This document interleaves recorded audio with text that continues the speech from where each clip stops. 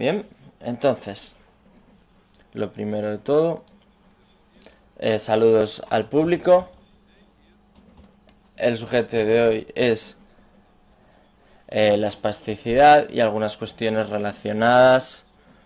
Y bueno, hablar un poco de los AFOS y qué hacer con la rigidez y con este tipo de cosas. Tenemos la espasticidad, los DAFOS y la ortopedia y el Botox. Y bueno, durante nuestras reuniones normales, online y demás, tendemos a saltarnos las definiciones oficiales, en parte porque doy por hecho que ustedes son personas razonables que las han estudiado para comenzar,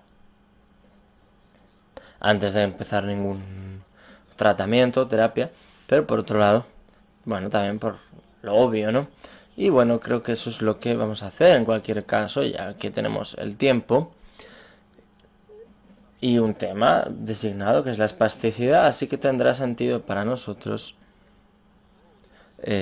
bueno, ampliar y comenzar con las definiciones más comunes para comenzar, para entender cuál es el mejor conocimiento actual sobre el sujeto y cuál es la base de las cosas que a menudo se ofrecen, porque la realidad es que cuando uno visita a profesionales médicos, yo no creo que ustedes tengan tantas conversaciones relacionadas o que profundicen sobre la afección del niño, sino que más bien tienden a ser evaluaciones bastante rápidas con mediciones en radiografías y luego aparecen una serie de sugerencias de tratamientos invasivos que suele ser la experiencia más típica.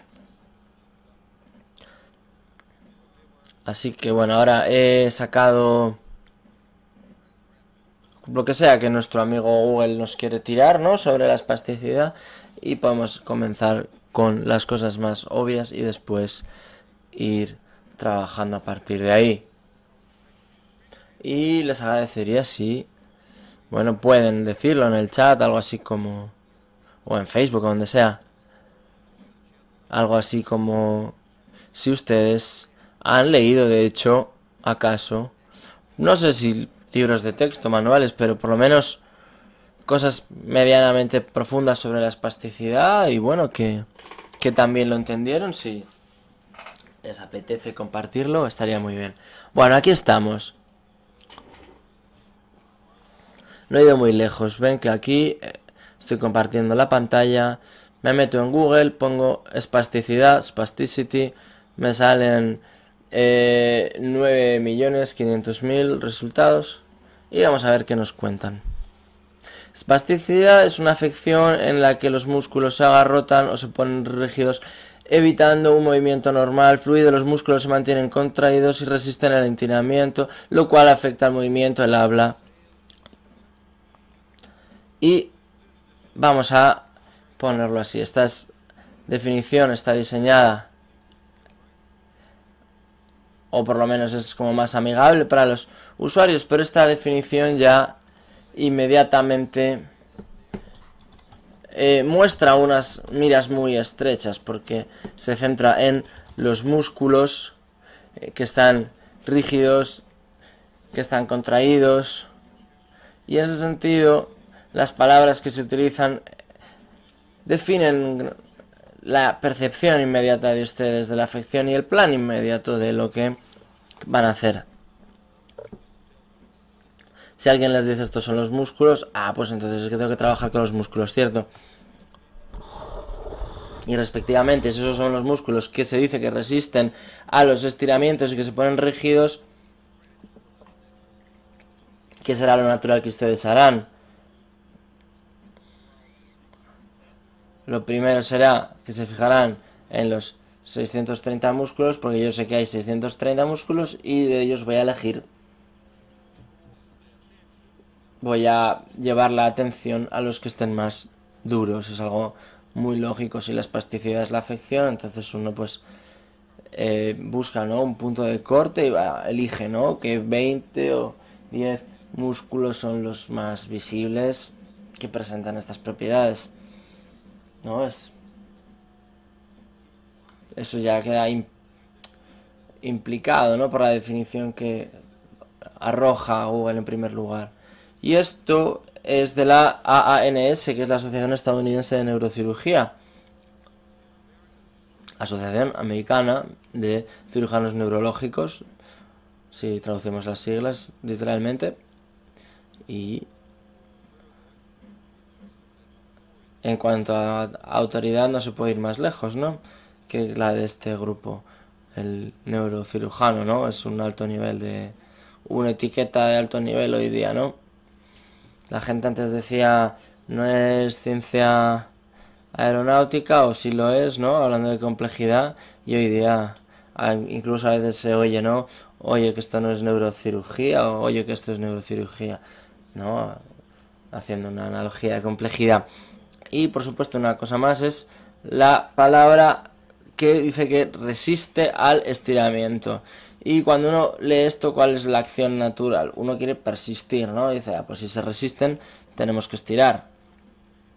Y en la práctica esta definición en sí ya está cargada de muchas perspectivas estrechas. Entonces vamos a ver qué más podemos encontrar. Nuestra próxima fuente aquí es la Universidad Johns Hopkins, y a ver qué nos dicen nuestros caballeros. La espasticidad afecta a más de 12 millones de personas en el mundo, incluye aproximadamente un 80% de personas con parálisis cerebral o un 80% con esclerosis múltiple, y una vez más la espasticidad es una rigidez anómala de los músculos, es decir, una rigidez. Pero aquí ya hablan de un término que es que especifica, ¿no?, una contracción prolongada, una contracción muscular prolongada.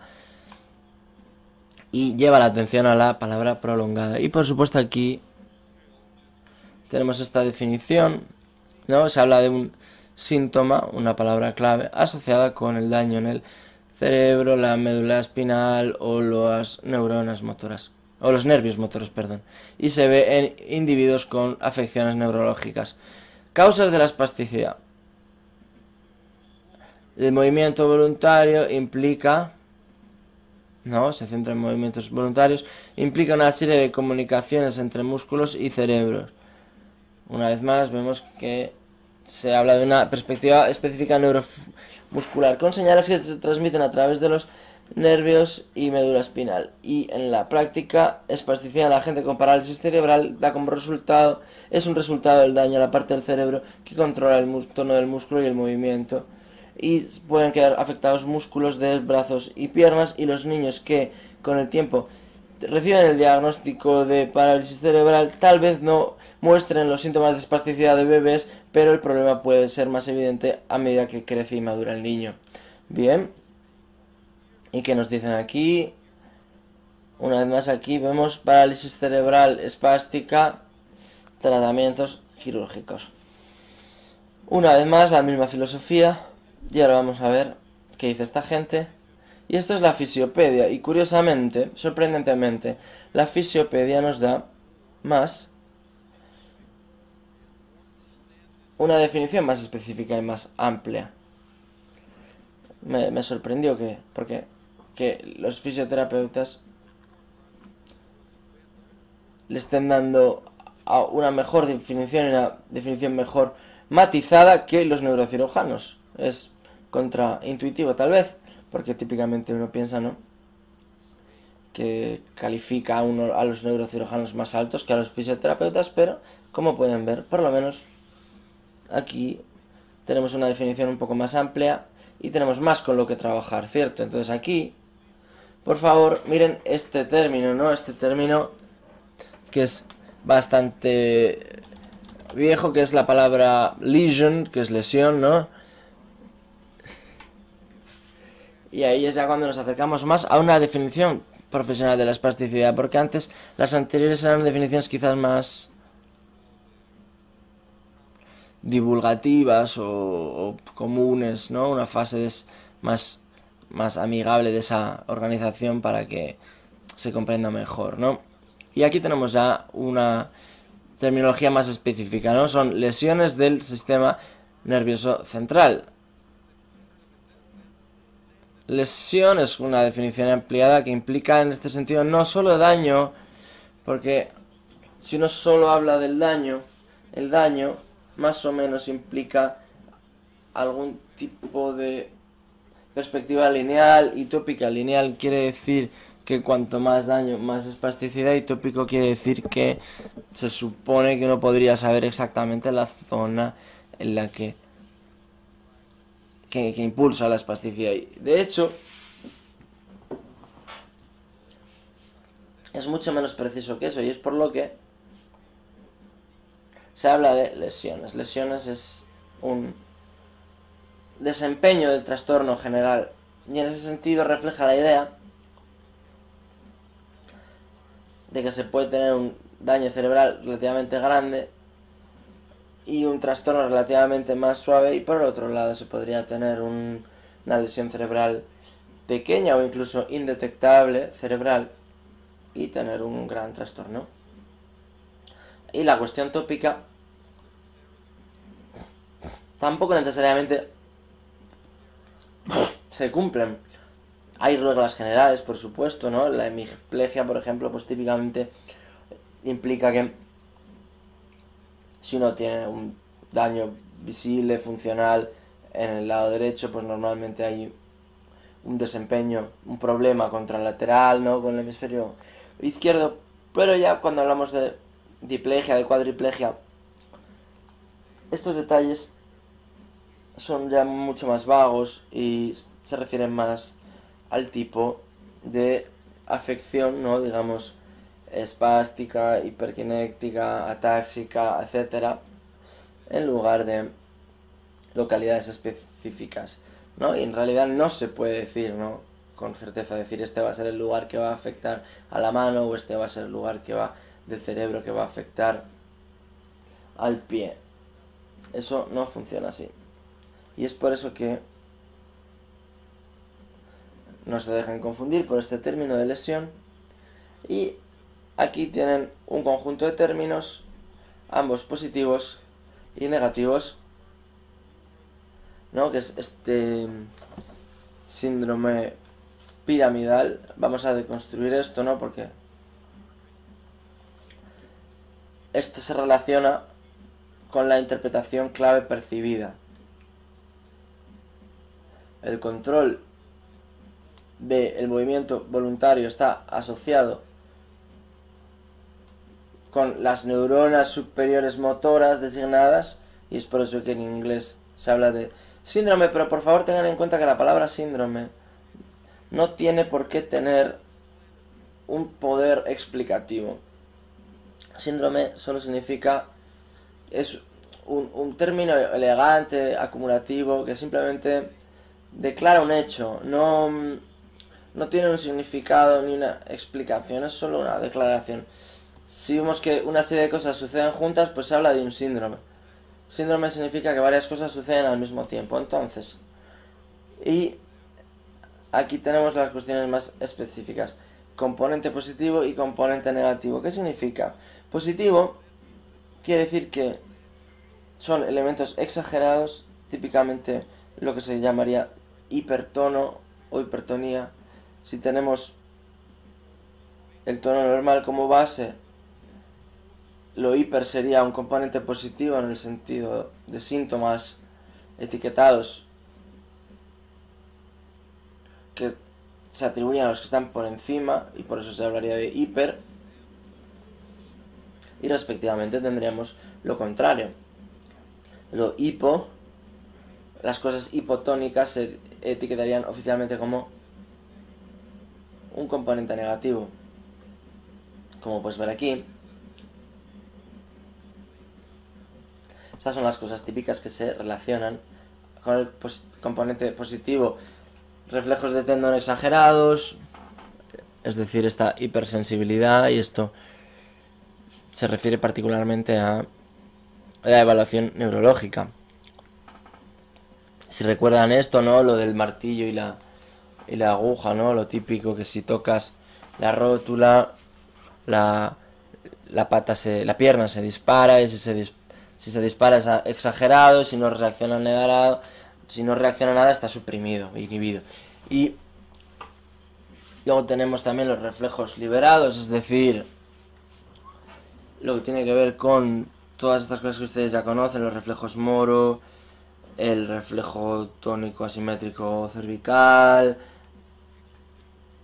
Y bueno, podría haber hasta, no sé, según unas cuestiones más o menos básicas, si se toma toda la lista, pueden ser varias docenas, sino incluso un centenar de ellas. Y de nuevo, esa es la lógica de que esos son los reflejos primitivos con los que nace la gente, y después esos son los que quedan solapados después por los niveles más altos del control voluntario, y si no están controlados, eso quiere decir que esos reflejos originales primitivos quedan sin domesticar, digamos, asalvajados, ¿no? Esta es la idea del reflejo Moro, el reflejo tónico asimétrico cervical, ¿no? Que se mantienen en edades más tardes. Y la señal Babinski es lo de que cuando uno rasca un poquito el pie y ve cómo reaccionan los dedos. Luego está el tono aumentado, Clonus, seguro que ya lo conocen. Es típico, es lo del pie, ¿no? Cuando uno lo dobla y hace un toque rápido, tendría esa sacudida espontánea.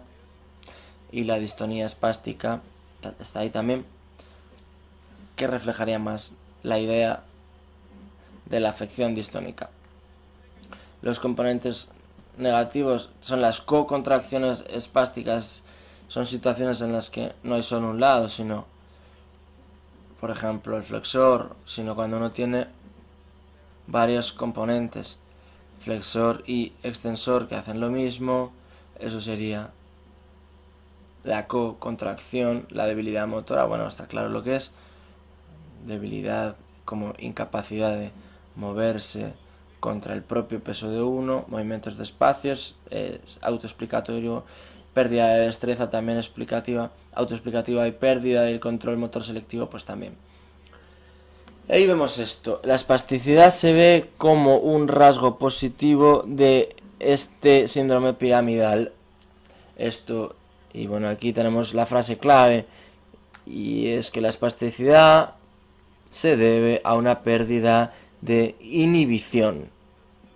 Y esto es algo que tienen que entender sobre las cuestiones básicas de neurología, y es que los músculos siempre se están disparando. Siempre hay esa actividad de fondo que está ahí activándose, ¿no? Disparándose. Y por eso cuando la persona muere, entonces aparece el rigor mortis,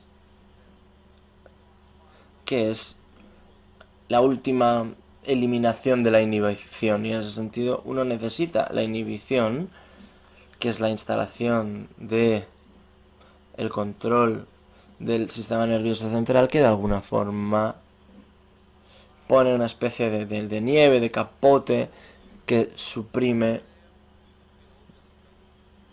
de nube, no de nieve, que libera la pequeña portezuela, la pequeña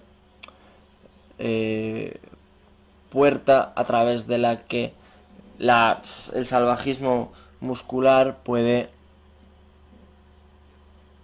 activarse. Y en ese sentido esta es la lógica que queda detrás de la definición clásica de espasticidad. Y es que la lesión cerebral afecta esta propiedad de la inhibición, es decir, el cerebro no puede inhibir las actividades de fondo salvajes relacionadas con los controles neuromusculares o las conexiones neuromusculares del nivel inferior, y es por eso que este salvajismo muscular desata el caos y crea todos estos problemas, ¿no? Se desata. Y esta es la idea clave, ¿no?, que nos dan los clásicos, digamos. Como pueden ver, esta es una definición más matizada, más profesional, pero en general pueden ver que la lógica sigue siendo más o menos la misma, básicamente. ¿No? Se centra en si es más alto, más bajo, es decir, cuestiones positivas o negativas, es decir, por encima o por debajo del tono o desempeño normales, y su hincapié se mantiene en el cerebro como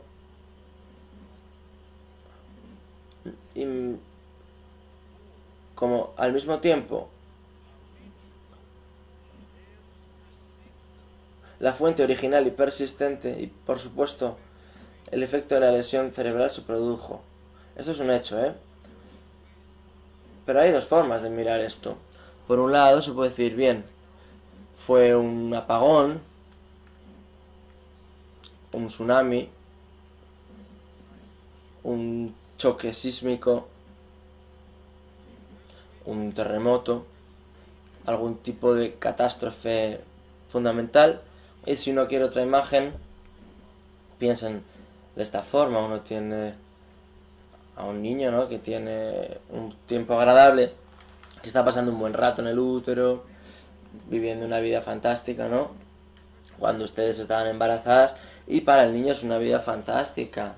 Las condiciones son siempre totalmente constantes, el oxígeno llega de forma fantástica, diluida, sin tener que hacer ningún trabajo duro, la presión está controlada, uno de alguna forma está suspendido y flotando, y la vida es buena. Pero luego, esta especie de viaje por el espacio llega a un final lógico, y del planeta útero uno tiene que aterrizar en el planeta Tierra, y el planeta Tierra no es tan amigable en comparación con el planeta útero, porque en el planeta Tierra uno tiene un aire salvaje, unas reacciones de fuerza salvaje, unas direcciones, todo tipo de ímpetu salvaje, de inercias, de aceleraciones, todo tipo de mecánicas a las que uno se expone. Y lo que pasa, ¿no?, es que aparecen dos afecciones. Cuando hablamos de los trastornos más genéticos o más raros, ahí es cuando algo sale mal en el vuelo espacial, ¿no? Imagínense que hay un viaje de la Tierra a Marte y que por algún motivo a mitad de vuelo aparece, pues no sé, una lluvia de radiación, un campo de meteoritos, un problema, ¿no? Y eso crea un daño durante el vuelo, pero no llega al aterrizaje. Y lo mismo pasa aquí, pero cuando hablamos de los niños más bien con parálisis cerebral, es más probable que sea otro caso, otro escenario, en el que el desarrollo fue más o menos normal, pero luego el niño tuvo un, digamos, aterrizaje forzoso, porque puede ser prematuro, un nacimiento prematuro, puede ser problemas al atravesar el canal del parto, puede ser todo tipo de cosas, pero la idea general, ¿no?, sería que fue un aterrizaje brusco a la Tierra. Y una vez que hubo este aterrizaje forzoso, todo el sistema, por un lado, experimenta este tipo de choque, de shock, porque, bueno, somos materia blanda que representa las propiedades de sólidos, fluidos y gases, y es por lo que podemos pensar en ello como cualquier cosa, ¿no? Por eso lo podemos concebir como un terremoto, como un tsunami, lo podemos concebir como una explosión, lo podemos concebir como un apagón, ¿no? Es un evento catastrófico al aterrizar. Y una vez que esto sucede ahora, entonces ahora tenemos que realmente tomar una decisión de cómo vamos a interpretar lo que va a suceder a continuación. Por un lado, que es lo que preocupa a los clásicos, es que, por este daño, por este aterrizaje forzoso, el cerebro está irreparablemente roto, y entonces el cerebro ya no sabe lo que está haciendo y está mandando todo tipo de señales confundidas, equivocadas, y este es un cerebro que está haciendo cosas equivocadas, B, las hace porque orgánicamente está roto, y C, por supuesto, nos encantaría saber cómo repararlo, pero por ahora no sabemos, y como el cerebro está irreparable, entonces sigue continuamente generando esas señales equivocadas y creando problemas. Y esa es la idea clave detrás de la espasticidad y es realmente la lógica principal detrás de ese tipo de pesimismo, de esa en conjunto que existe en todo el campo, porque si uno lo ve como el resultado de una lesión cerebral que sigue, que persiste, creando problemas nuevos para la persona, porque sigue generando información equivocada, entonces uno pues se siente totalmente impotente y ustedes como personas, como terapeutas, ¿no? Digamos, como personas que hacen un trabajo físico, pues dicen, bueno, yo lo hago todo bien, lo que yo hago parece que está funcionando, ¿no? Los estiramientos, los enyesados, las inmovilizaciones para gente que no tiene lesiones cerebrales, pero resulta que el mismo trabajo no me da ningún resultado cuando yo trabajo con personas afectadas por lesiones cerebrales. ¿Y cuál es la respuesta más lógica? No es que yo esté haciendo algo malo como terapeuta, sino que el cerebro está fastidiado y como principal jefe y controlador interno, pues ya está, no se puede hacer nada porque todo está mal. Y eso, ¿no? Como que te excusa como profesional, te justifica con todo lo que pase porque tú siempre eres un buen tipo que siempre está luchando contra la fuerza arrolladora de la naturaleza y en ese sentido uno siempre puede pasarle la resolución de este problema a otra generación futura, digamos. Gente que trabaje en laboratorios misteriosos con sus batas blancas y super máscaras y microscopios misteriosos, o los que se inventan algún tipo de nanochip que va a ser neurovínculos que van a... No, es como... De alguna forma tienen ahí esa idea, ¿no? De alta tecnología, biotecnología, ese futuro biotecnológico. Y tú eres una personita que está haciendo lo mejor, con honestidad, para luchar contra la fuerza arrolladora de la naturaleza. Y eso es un poco la perspectiva general y el ethos general, ¿no? Y se puede ver que esto se refleja claramente a través de las definiciones que leemos al abrir Google. Y en ese sentido, obviamente, mi perspectiva, y en ese sentido es justo lo contrario. Mi declaración central es señalar que en todo caso, saber de la plasticidad del cerebro y entender la magnitud general de la complejidad de las tareas que se presentan al cerebro, y también gracias a la información y al entendimiento más moderno de que el cerebro es un sistema que está mucho más integrado, que funciona de una forma más distribuida y no tan localizada, eso de alguna forma me lleva a esta idea central y distinta, que es que en todo caso, si acaso, el cerebro es el mejor recurso, el cerebro es vuestro mejor amigo, el cerebro no es lo peor y lo roto, el cerebro es lo que se recuperó de la mejor forma posible, con lesiones y tal, sí, pero de alguna forma encontró la forma de reintegrarse. No sucedió inmediatamente, pero el cerebro encontró la forma de reintegrarse después de ese apagón de emergencia y comenzó a juntar cosas, a unir cosas, ¿no? Pero en lugar de hacerlo en lo que sería el resultado de este desarrollo distribuido, lento y muy consecutivo, muy coordinado, con este plano de 3D que sucedía en el planeta Útero, aquí ahora tenemos una situación de emergencia en la que el cerebro tiene que salvar la situación. Y en primer lugar, uno nace, bueno, en otras palabras, uno aterriza en este planeta inhóspito Tierra, y hay que respirar y hay que conseguir un intercambio gaseoso adecuado, y para conseguirlo no importa, siempre traigo esta imagen, no importa cómo vayas a llevar para abajo el diafragma, pero hay que hacerlo.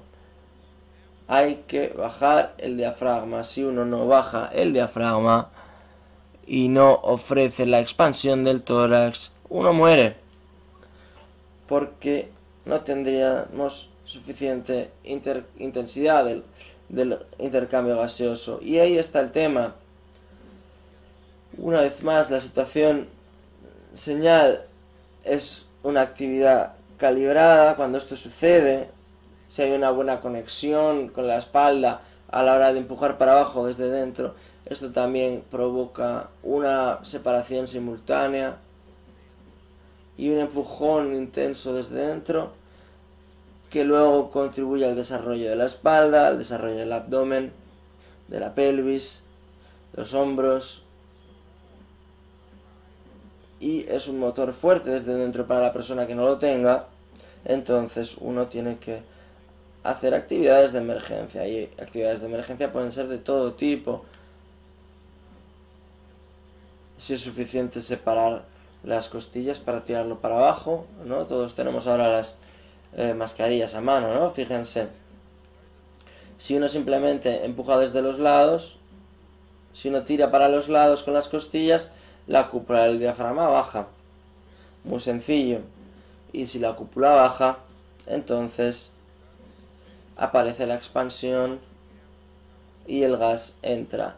Pero si uno no tiene suficiente, entonces ¿qué va a suceder?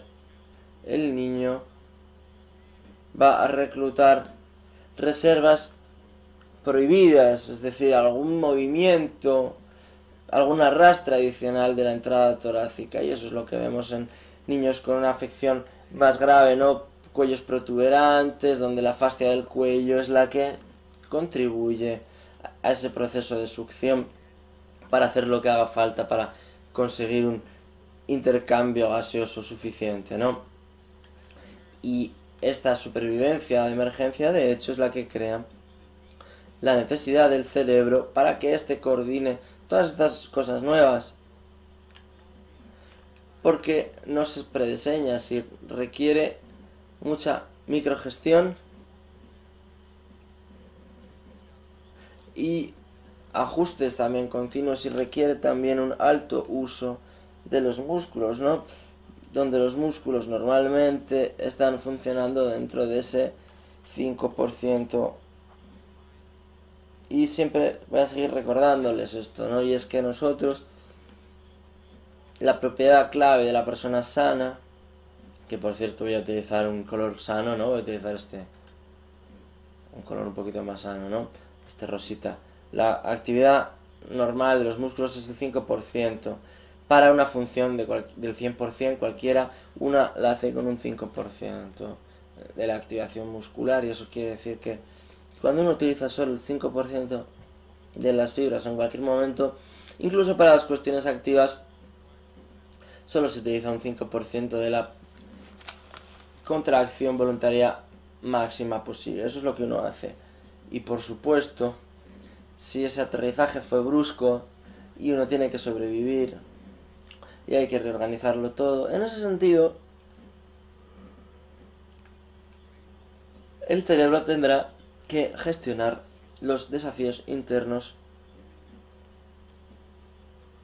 y lo hará con los recursos que haya disponibles. Y a lo mejor, en lugar de utilizar este uso de los músculos mínimos como un mero elemento asistente en la distribución, el cerebro tendrá que depender fuertemente de los músculos. Y esa es mi perspectiva siempre. Se puede ver la diferencia central aquí. Mis observaciones en los últimos 28 años, ¿no? Esto ha sido mi conclusión principal, y es que el cerebro en realidad es vuestro mejor amigo. Y en todo caso, ese cerebro el que se recupera primero, el que se recupera mejor, el que muestra la mejor capacidad, y en ese sentido el cerebro siempre está por delante en cuanto al potencial que tiene en comparación con el cuerpo. Y ese es realmente el dilema clave. Si uno se fija entonces, por supuesto, uno tiene que entender que sí o cuando uno intenta hacer cualquier tipo de explicación sobre lo que uno hace a vuestro fisioterapeuta, vuestro cirujano ortopeda, vuestro neurólogo, entonces les va a costar hacer que lo entiendan, porque esta es la forma en la que ellos han sido condicionados, y respectivamente así es como todo el mundo ve la espasticidad, y es por eso que la espasticidad en sí misma, de hecho, se concibe, se ve como esta manifestación directa y natural del cerebro roto, y en otras palabras, no se puede hacer nada al respecto de la espasticidad, fundamentalmente, a menos que digas que puedes curar la lesión cerebral. Y es por eso que si tú fueras a hablar de a cualquier persona que se tomase el tiempo de hablar contigo y serlo bastante amable, ¿no? Y escucharte, y que tú le digas, oye, mira, yo creo que la espasticidad de mi niño puede mejorarse y soltarse un poco o lo que sea, te dirán, ay, pues no te engañes, no alucines, porque la espasticidad es un resultado directo de este cerebro roto y dañado. Y en ese sentido, si tú afirmas que puedes mejorar la espasticidad, es equivalente a afirmar que puedes reparar el cerebro. Y así es como se ha ido fusionando, fundiendo, mezclando esto. Ya no están separados, todo viene ya como un paquete. El daño físico, ¿cierto?, que se puede detectar en la resonancia. Luego, este estado, ¿no?, de rotura, esta lesión. Y la lesión, que es la que causa la reacción anómala de los músculos, que es la espasticidad. Y es esta tríada la que se consolida y se convierte en una unidad. Y es por eso que realmente no se puede hablar con los profesionales médicos sin realmente quedar de alguna forma ridiculizada o se te dé una advertencia suave, ¿no?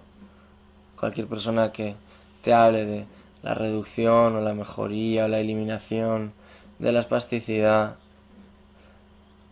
te lo van a retratar como un charlatán bien intencionado, pero que es una persona que no sabe de lo que habla, ¿no? Ese es un poco el paisaje que tenemos que entender, ¿no?, al que nos enfrentamos. Y este es un poco el fondo que hay que ver, es el fondo del que hay que ser conscientes. Y al principio, ¿no?, hace 15, 20 años, en mis evaluaciones no era como más una cosa de transferir. Yo hacía muchas al día, ¿no?, y me podía estar de 9 de la mañana hasta medianoche, y yo siempre trataba de decir, oye, creo que tú sabes lo que es la espasticidad, y empezaba a utilizar todas estas terminologías, pero después de un tiempo paré porque me di cuenta de que esto no es lo que leen los padres realmente. Pero bueno, ya que tenemos estos webinars, es una buena oportunidad para nosotros zambullirnos y de hecho tener una educación básica de cuál es la perspectiva clásica. Y en ese sentido hay que entender que es esta afirmación fundamental la que de hecho crea esta atmósfera general de futilidad, ¿no? Claro, es que si ese es el caso, pues es imposible de mejorar, ¿no? Y ahora vamos a ver qué más nos ofrecen por aquí. Tenemos la Wikipedia, a ver qué nos cuenta. Espasticidad, del griego spasmos, que es tirar, es un rasgo del músculo esqueletal alterado, ¿no? Una vez más se centra en el músculo esqueletal, con una combinación de parálisis, más una actividad de reflejo de tendón aumentada y hipertonía, y coloquialmente se habla de agarrotamiento, rigidez o tirón de los músculos.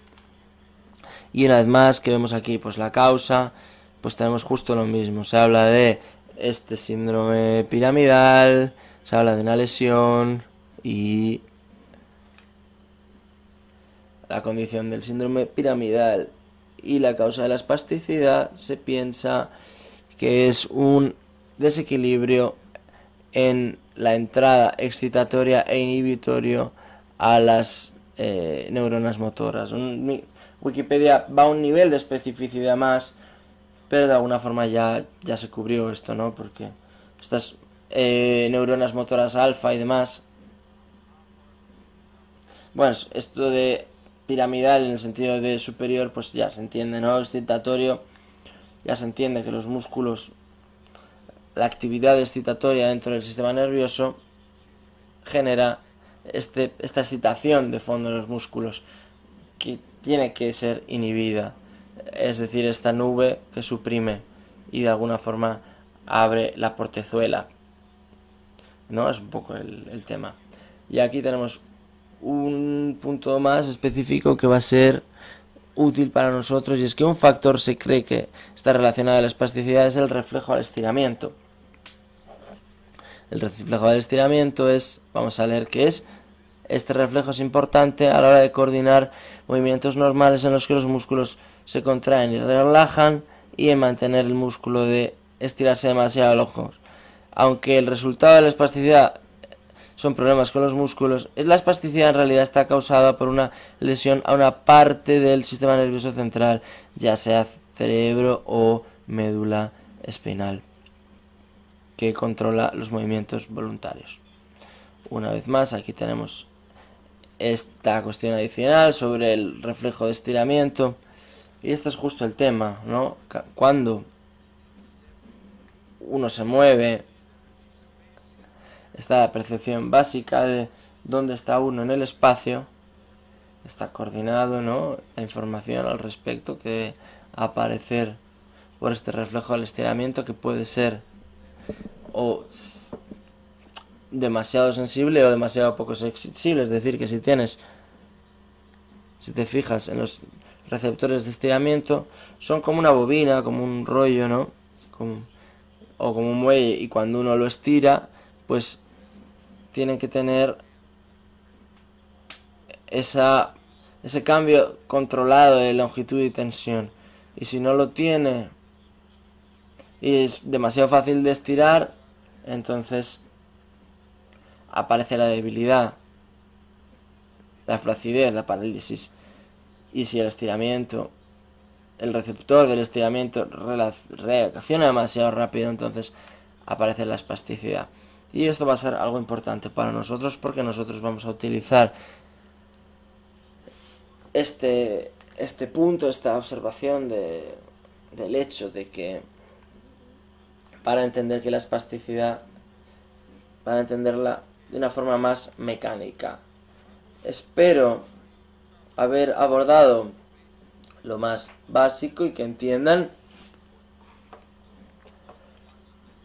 cuál es la postura fundamental de la comunidad médica, y esta postura fundamental ha sido así durante muchas generaciones, y oficialmente la parálisis cerebral ha sido parte de una clasificación más moderna desde, si no me equivoco, 1866, si no me equivoco. A ver, se lo preguntamos a Google, porque antes hablaba de la enfermedad de Little's, que es la diplegia espástica, históricamente conocida como Little's disease. Me suena a mí que era en 1866, eso es. Y el síndrome piramidal es el término que se introdujo en 1886, hace mucho tiempo. Esto quiere decir que todos estos conceptos no cambiaron mucho. a medida que pasaron los años, y en la práctica esta interpretación ha tomado de forma muy sólida hace unos 100 años, y después, una vez que aparecieron las resonancias hace 50 años, pues ya fue más o menos, se quedó empaquetado toda la cuestión de los detalles de la lesión cerebral con la parálisis cerebral.